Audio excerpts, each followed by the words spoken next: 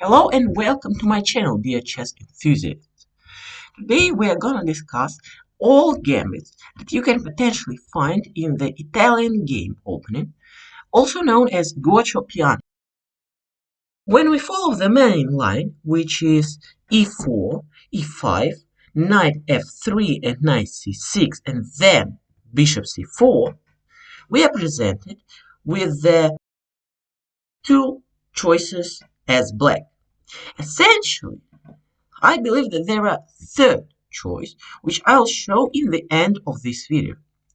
First of all, black can play bishop to c5, which opens for a white an opportunity to two gambits, a Evelyn gambit and a Roussel gambit.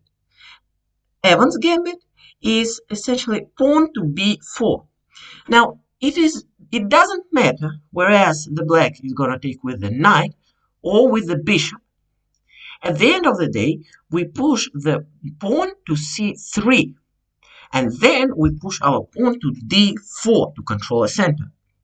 Black can take this pawn, and after all takes, if black decide to take, either we are controlling the center of the board, or, even better, we have our queen on d4, which directly threatens the black's rook.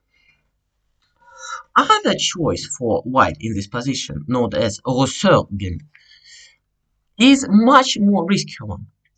So this gambit only works if black take with the pawn. If they take with a knight, with a bishop, or else doesn't take it or don't take it at all, then this gambit ultimately fails.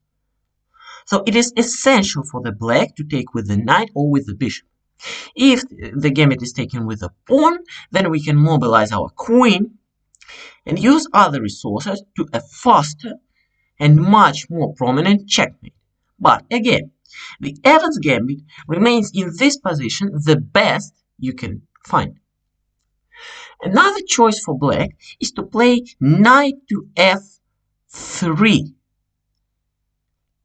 Then white should play knight to g5, threatening to win either a queen or a rook. Now, this is known as a classical fried liver attack, but everyone knows that at the time.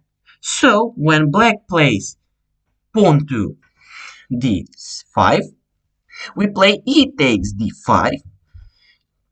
They play the classical continuation, which is the knight to a5.